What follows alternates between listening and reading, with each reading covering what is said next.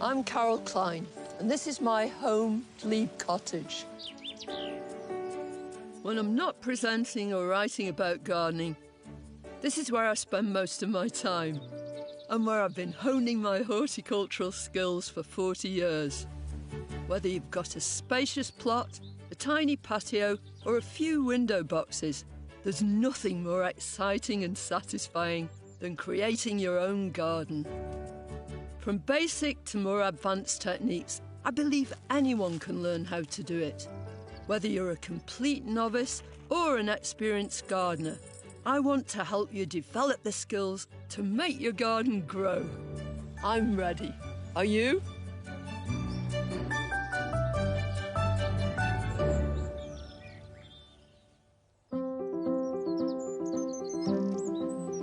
Welcome to my garden.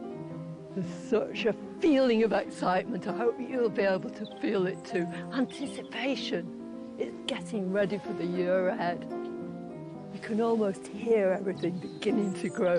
All those shoots pushing through the ground. All those flowers opening to the sun. And we've got a beautiful sunny day too. It's magical. The garden's just saying, it's spring, it's beautiful. Come on, let's get going.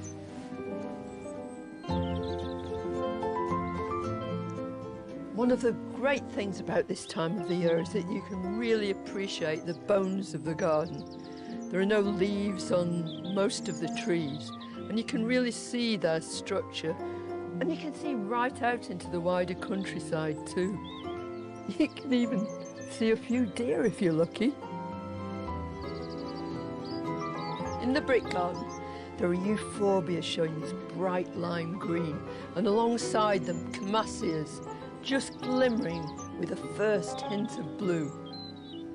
And in all my pots where I plant my tulips, everything's beginning to happen.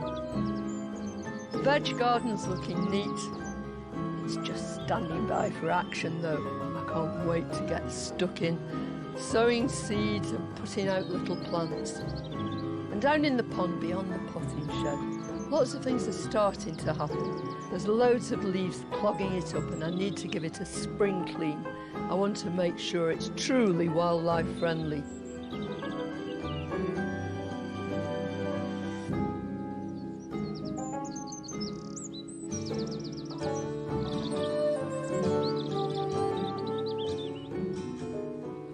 I really love this time of year. And there's one part of my garden that is already at its very, very best. There's never a better time to see it. It's the woodland garden.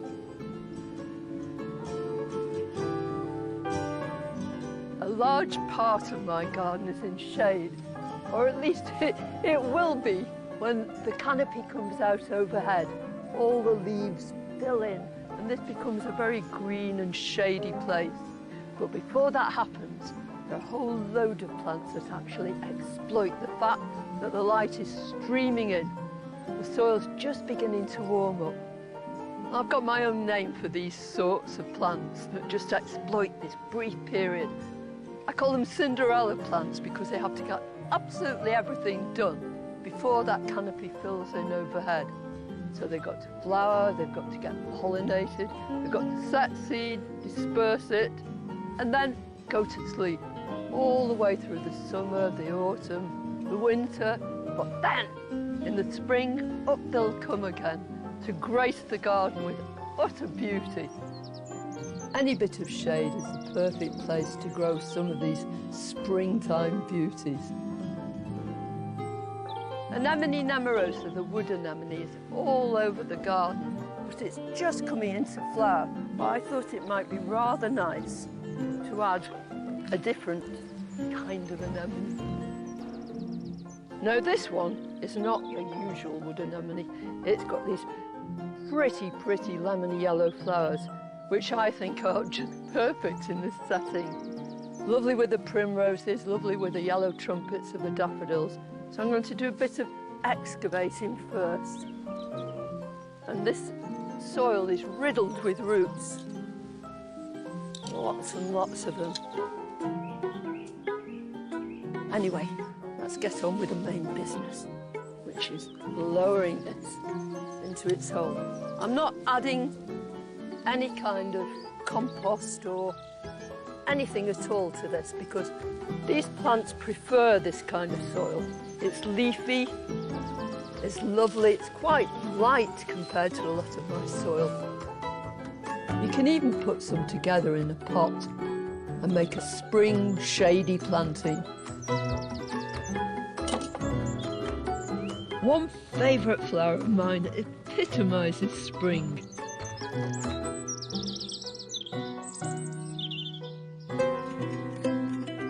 I haven't yet met a snowdrop I don't like, but S. Arnott is probably one of my all-time favourites. You should have been here a few weeks ago because the ground everywhere was covered in this carpet of white. I've got snowdrops here, there and everywhere, but I want even more. So what I'm going to do is lift some of these, divide them, replant them and increase them. Every year we do this. Well, although snowdrops will spread themselves, in a garden they tend to get very congested and it's a really good idea to dig them up. And they're really quite deep. And even in a tiny clump like this, you can see I've got several bulbs. As well as increasing your stock of snowdrops by doing this, you also make sure that these clumps maintain the vigour. Because if they're left in one place, then eventually they're going to push themselves up out of the ground. And that means the flowers will be smaller, they won't be nearly as good.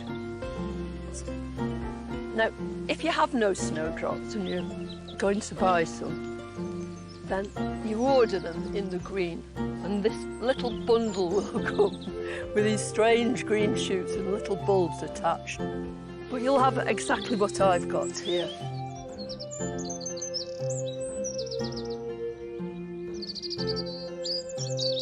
Isn't it lovely? You can hear the birds singing, and I can't think of a nicer job to be doing. So I've got a nice bare patch of earth, which is very unusual in my garden. And I'm going to put these snowdrops in here. And I've got, it's a cabbage trowel really. So it's narrow and it's very deep because I want to make a lot of separate holes and make them nice and deep without killing any worms. So that's going in, and don't be scared to plant them as deep as you possibly can. So all that's going to happen when I move this soil across is you'll see a bit of the leaves sticking up at the top, so they're just at the right depth. And I want a whole load of them, just a few inches apart. If you plant them individually, they're just going to do so much better. It's painstaking. It takes much longer than just shoving a clump in. But I'm going to water that little clump in first before I move on somewhere else.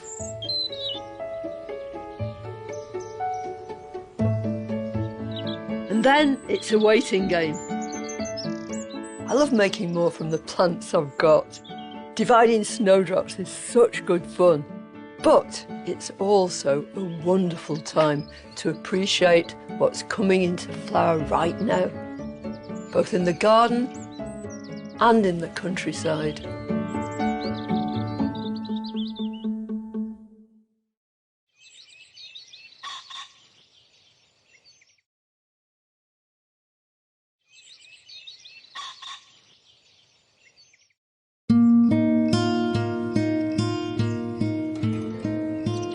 I've always been interested in nature and in wildflowers in particular. Well, now I live amongst them. I think one of the most wonderful things about this is it allows me to see how these plants actually grow in the wild. And whenever you're thinking about what a plant would like, if you can find out about where it comes from and the sort of conditions it enjoys then, it enables you to give it exactly what it needs. The primrose has to be my very favourite. Don't tell the others. Nobody gardens it, nobody moves it around. It seeds itself down these little banks, willy-nilly, all over the show. It's a festival of spring.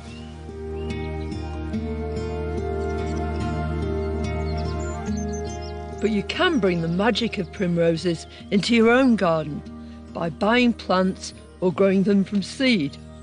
Gradually, I've introduced them. I try and place them where they look au naturel, right up by the hedges and, you know, in these little corners. Sometimes they seed themselves all over the show in the most unlikely places. But sometimes even these carefree beauties come under threat. Look at this! Look what the pheasants have done. Oh, they've pecked all the flowers off this first clump, and they were beautiful. I've been longing to show you these. I love having birds in the garden, but when I hear that pheasant, I just know I've got to watch out for my primroses. So how do you increase it? You just divide the plants, and that's what we did way back when the flowers were on the wane last year. Pulled it apart, replanted it, and then they found their final home here. But wait until you've enjoyed that flower, because this is their moment. I love to revel in these signs of spring, but the end of the winter brings a lot of graft, and now's the time to check on an experiment I started way back in the autumn. Well, these two big raised beds up here are where I grow most of my vegetables. Under the surface of this lovely thick mulch are loads and loads of dahlia tubers. Now, normally my dahlia tubers live in pots, but I did a bit of an experiment and I planted them all out here. The mulch is really, really thick, so I thought that would help them survive the winter, because if those tubers freeze, then they just go squelchy. I want this land now, this big chunk here, to grow my crop of potatoes. But first, I've got to lift all the dahlia tubers out. There's one. Look at that. So dahlias grow from tubers. Just the same with potatoes too. They're tubers. All the tuber is a way of storing all this starch and sugar so that the next year, when the sun starts to beat down and the soil gets warm, they can send up lots of shoots. It's a bit like bulbs in a way, you know, keeping all that energy stored inside until it's time to come up and grow. This cheeky pheasant's coming through here, and I bet it's going to come and have another go at these primroses. But it's going to get a surprise in a minute. Go on! Go on! Go on! Woo! It's gone, but it didn't squawk.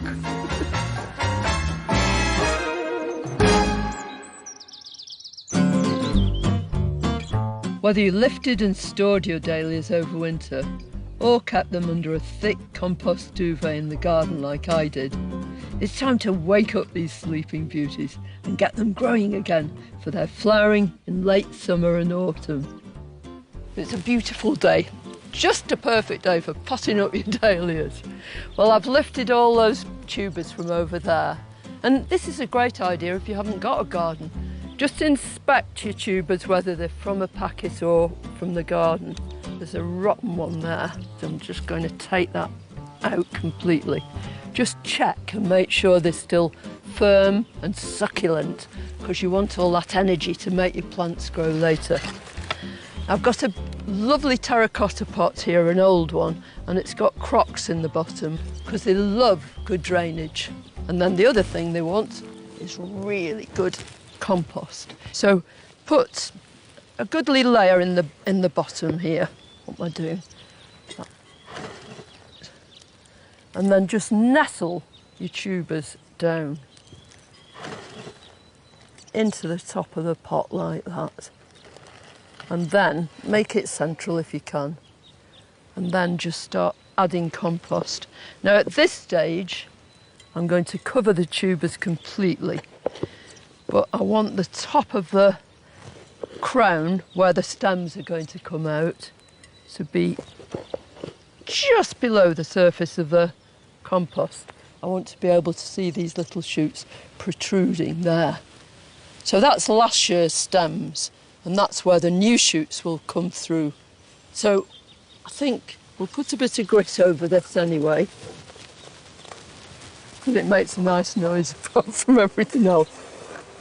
And this will make sure that when I water these, even if I overwater them a bit, the water will drain through and the crown won't rot, because that's what you must ensure against. So grit on the top, and I'm going to give it a thorough watering.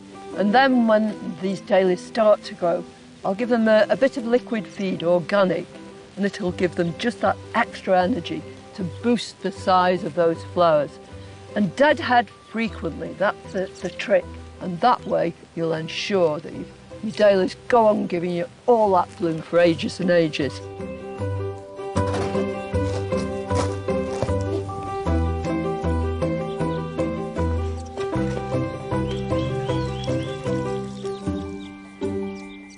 And now it's time for me to tackle some different tubers. I'm ready for my spuds now.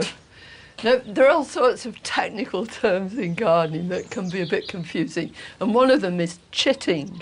The whole idea is you put your seed potatoes into something like this, a very fancy piece of equipment, otherwise known as an egg crate, and you just leave them in a nice bright place with the shoots upwards. Well, there'll be eyes at the first stage, which are potential new shoots, tend to be clustered together.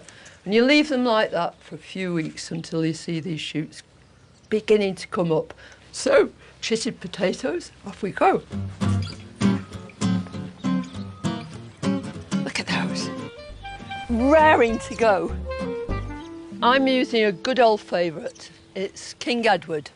They make particularly good chips, if you like chips, and they make lovely roast potatoes. There are loads of classifications of potatoes, but basically they fall into two categories, earlies and main crop. All that earlies means is new potatoes, those ones that taste so delicious, which you dig and harvest quite early on.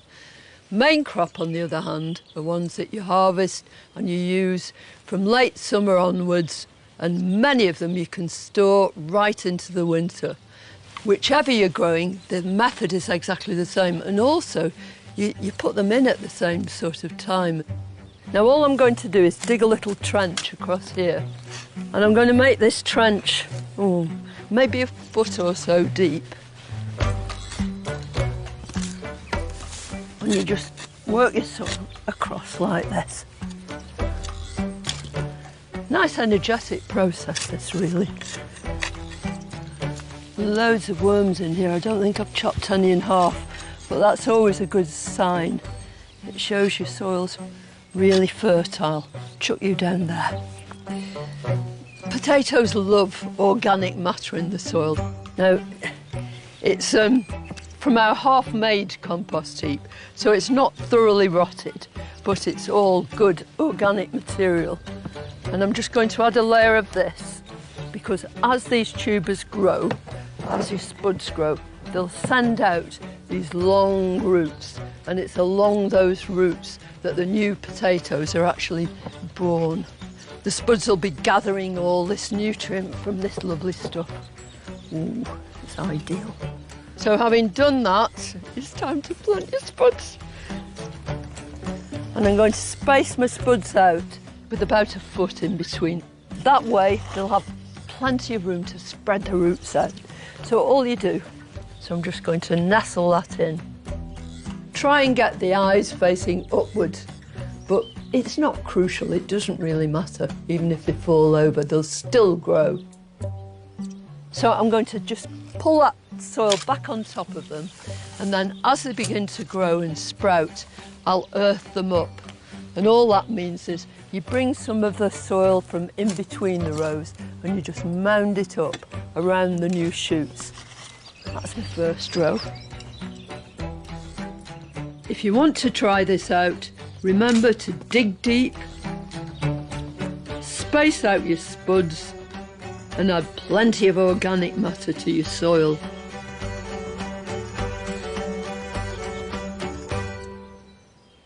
You don't have to have a garden to be able to grow potatoes. It's really good fun to grow them just in a pot. I've filled this with, well, I've half filled it, with old compost. It's ideal. And I'm going to plant 3 potatoes in here. So these are they. So in they go, right into there. And I'm going to just push the compost over. That's a good size for a seed potato. You don't really want them too huge. And then just tuck them all in so you can't see them anymore. As those shoots start to emerge, then you bring more compost, put it in, right up to the top of the shoots, and then they'll come up further and further and further. And in the end, this will be brim full of compost, and your shoots will be up here somewhere. But these you'll harvest about 3 months or so from the initial planting. You tip the whole lot out, and there will be your treasure, all these beautiful, beautiful new potatoes.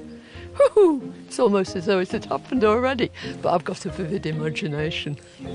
The potatoes are planted.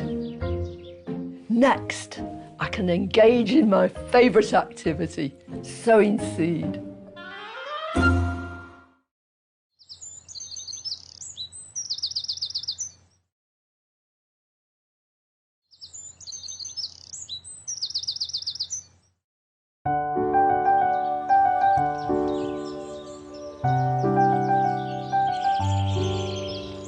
I love it when you come out on a morning like this and it's all still. I don't think people realise very often just how important the light is in your garden. You get this wonderful backlight amongst the Camasias and the euphorbias. The magnolias are just starting to open the buds. They've been closed all night. It's in these sort of quiet moments that you realise just how lucky you are. And the only sound you can hear is the birds tweetering and twittering all over the place. Perhaps it's because they know the leaves of one of my favourite trees will soon unfurl, bringing them a spring treat. It's Prunus padus colorata.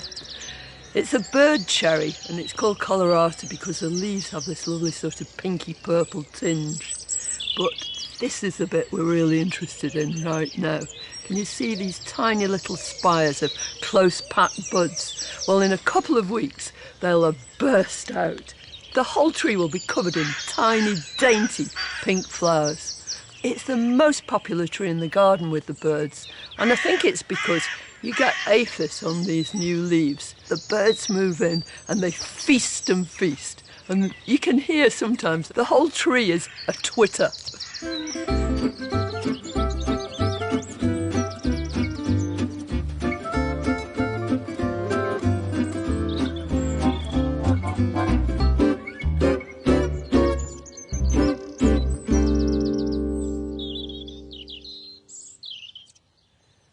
Growing stuff from seed is one of the delights of gardening. And this is a particularly sort of concentrated time, especially when it comes to food crops. Already I've started sowing stuff. Here I've got some cut and come again salad, mainly brassicas, rockies and mustard and stuff like that. And I'm going to sow in here some other different salad leaves. The salad that's going to grow from these is nothing like that stuff you get in bags from the supermarket. It's totally different. It's fresh, it's gorgeous, and the great thing about it is you can take just what you need at any one time, so nothing's ever wasted. So these are mixed salad leaves. They're often in these foil packets that keeps the seed really fresh. And I'm going to tip it out onto my hand first so I can see what I've got. In that, just that little pinch here, I've probably got 100 seeds, and each one of those will make a separate little plant. But the whole idea with cut and come again, these will never be planted out. We will constantly crop this, but we'll sow successionally. So one after the other we'll get fresh leaves. So what I always do is just go around the edge first, with my hand a couple of inches above the surface of the tray, and then fill in the centre of it, backwards and forwards, backwards and forwards. And that's it. Couldn't be any easier, could it? I seldom use compost over the top of my seeds. This is what I use. So imagine, you know, seed in the wild. Basically, it's on the surface of the soil. So if you just replicate that by using grit. Now, light can penetrate that in between each of these little bits of grit, because that's what those seeds need to germinate. They need light, they need warmth, and they need water. And I'm going to press these down with my good old presser board, which is now, I think, reached antique status. I should label it first. So just some vague indication of the date, then you know which ones you sowed first. And you don't even need a garden, you can grow them on the kitchen windowsill as long as it's light and bright, and you remember to give it an occasional water. Right now, I'm going to go and water these. Alongside our salad, every year I like to grow a good range of herbs. We're going to sow parsley sparsely, so we want not too many seeds at all. And you can actually, if you sniff this, you can smell the parsley. It's lovely.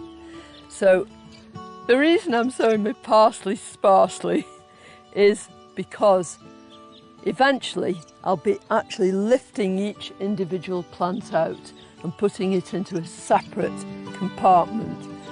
And if they're sown too thickly, then I'll disturb the roots too much when I do separate them. So that's ample. More grit right over the top of there.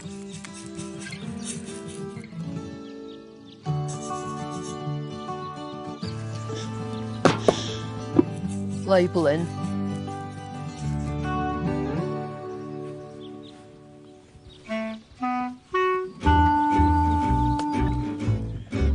Once I've watered the parsley in the usual way, I pour some just boiled water into my watering can. And then I sprinkle the top of the trays with it. It might seem an odd practice, but it speeds up germination wonderfully well. I don't just buy seeds, I love collecting my own. Come on, Fee.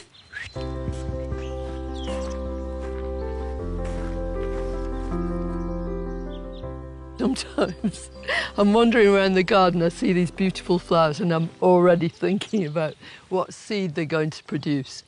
Well, I've got loads of seed here, just examples of the stuff that I collected last year.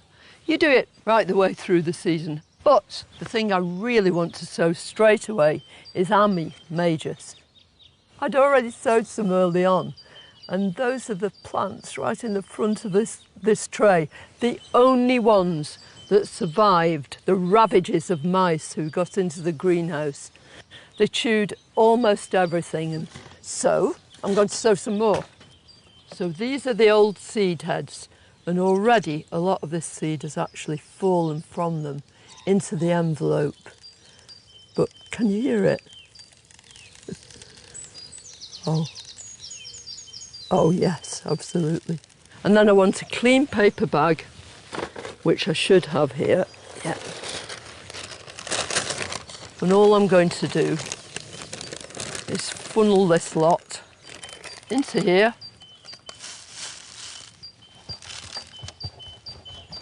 And that's it. And then I can get sowing. So I'm trying to sprinkle it so there's plenty of space between each seed. How satisfying it is to actually sow seed that you've collected yourself. And it gives that continuity to the garden too. You sow the seed, you grow the plants, you put them out, they make more seed. You collect it and you've got the next generation. Oh, it's so lovely here. In this shady side of the garden, really comes into its own. In fact, it's just about at its peak at the moment. It's true hellebore heaven. I love the way that they all hold their heads down like this, and you have to turn it right over to see its true beauty. Despite the fact that I've got so many, I'm greedy. I can't resist trying to make some more. And I'm always interested in trying to help them hybridize and produce brand new plants. I'll show you how.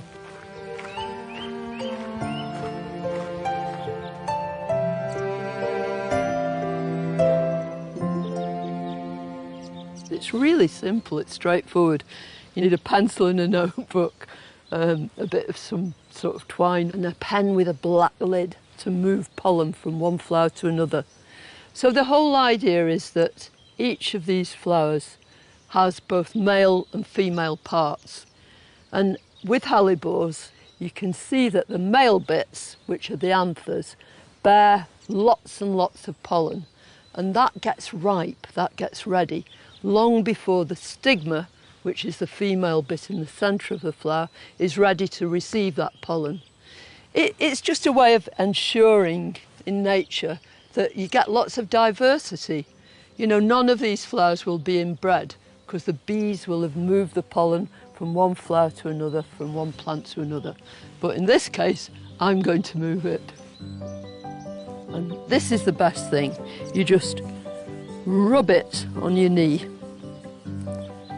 and you turn your flower up, and inside this flower you can see all this pollen, and with a bit of luck there should be enough static there to just collect that pollen. It's very visible, it's pale for a start, and you've got a dark pen lid, and that's enough. So I'm going to find my next plant. Woo.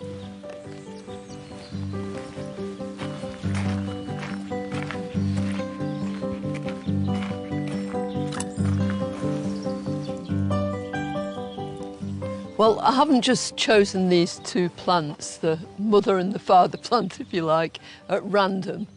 When you're doing this, it's really worth trying to find parents whose qualities you really appreciate. So I love that plant that I've taken the pollen from for its big claret-coloured flowers. But I love the habit of this plant. It's got real vigour and it's a beautiful shape. So I've got one nice bud here. You just pull the petals back slightly. Now this flower has no pollen yet, and I'm going to move this pollen and just gently wipe it on that stigma. Go away, bee, you can't come in here. Go and find another flower. That's it. And then I'll close those petals again, very, very gently. I'll just tie a little bit of raffia just beyond the flower, onto that flower stem, very, very gently. That's like that. And then I'll do the other one in a minute. And that just marks that flower. But then you make a note of it. I'll know then when I come to collect the seed exactly what that cross was.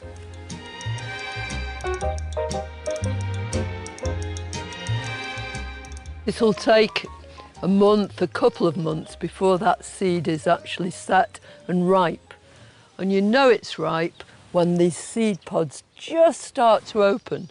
Then you've got to move in rapidly, because if you don't, you'll find all your seed just underneath your plant and you will have no idea which is the one that you pollinated. So collect the whole seed pod.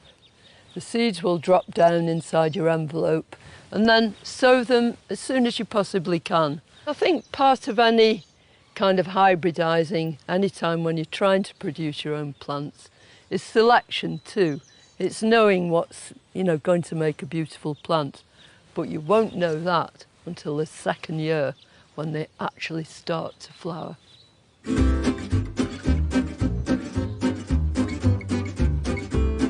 Go on, why not give it a try yourself?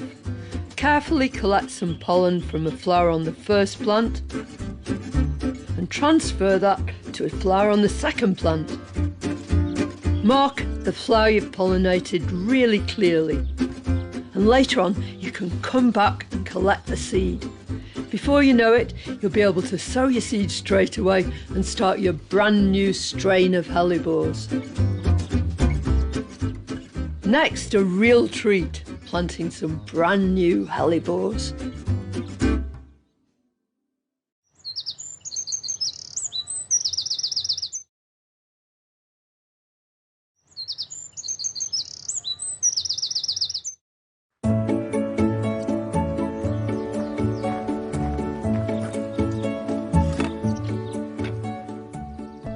I love the hellebores in here. They're right the way through, but I want to plant some more.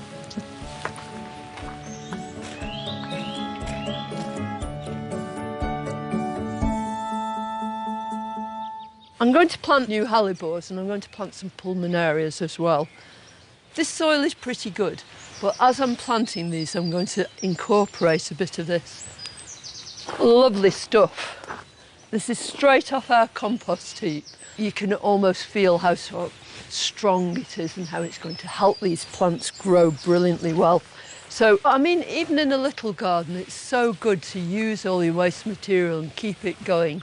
And it helps regenerate the soil. Just working this in a little bit here, that'll do. And now I can dig a hole.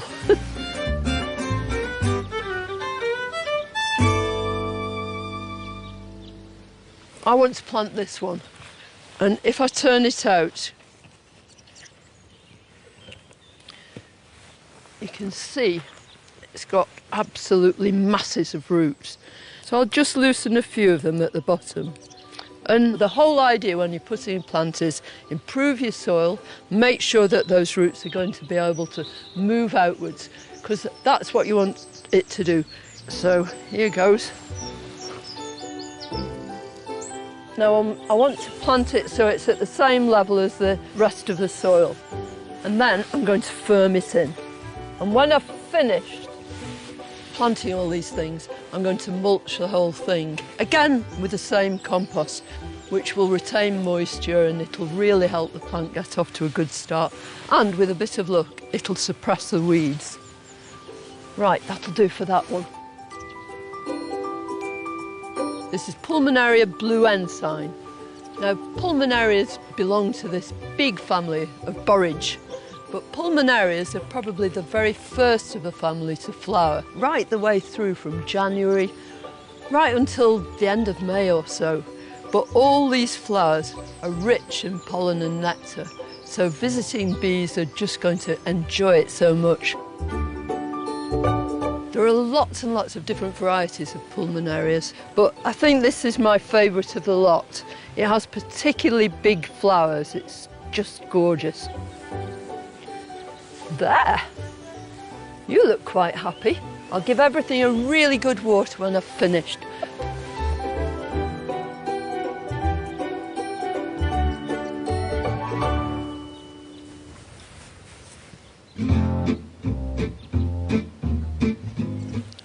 This planting here in this big copper tub full of good compost, it's a total self-indulgence really.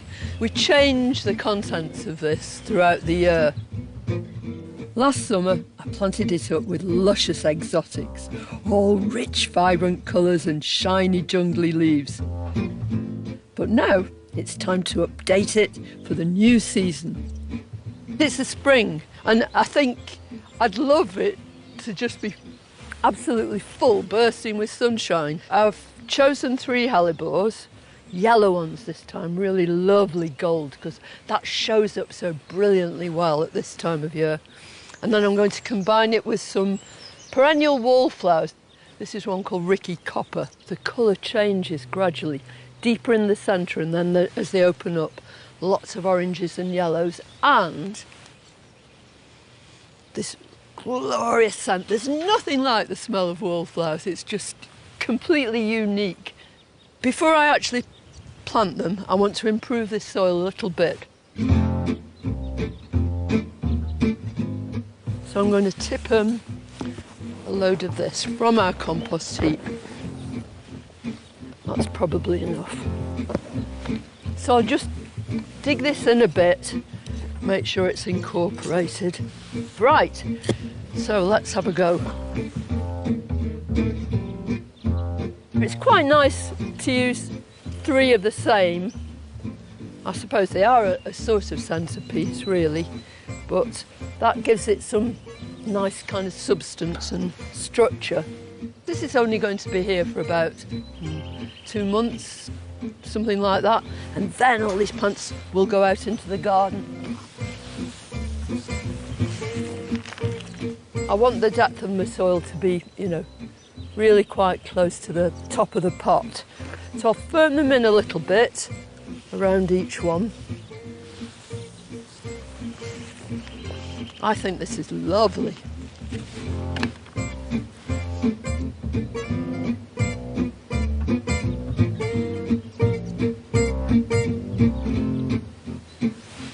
And then these euphorbia. To use 3 of the same, I suppose they are a sort of centrepiece really, but that gives it some nice kind of substance and structure. This is only going to be here for about 2 months, something like that, and then all these plants will go out into the garden. I want the depth of the soil to be, really quite close to the top of the pot. So I'll firm them in a little bit around each one. I think this is lovely.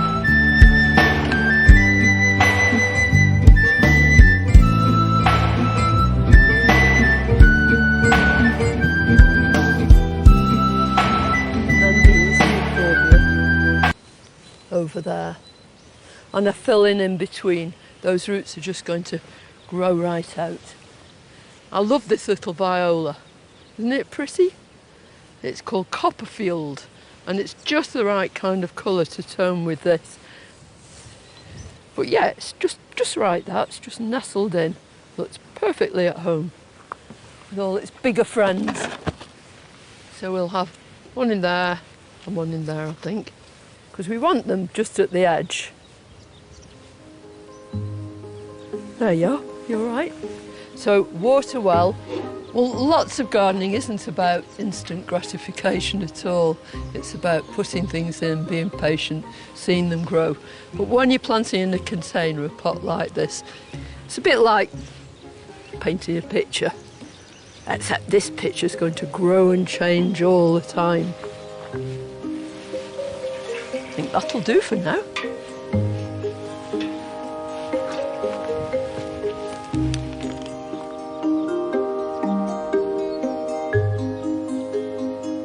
What an incredibly busy week we've had. There's something about the colour and the scent and the whole feeling of this time of year that's just so magical. Well, although the weather's been beautiful, it can change at a moment's notice. But that's one of the excitements about spring, looking forward and not knowing what's coming. Next time, I'll be showing you how to make your garden more fruitful, with raspberries, gooseberries and rhubarb on the menu. And if a beautiful floral display is more your thing, then how about starting a cutting garden?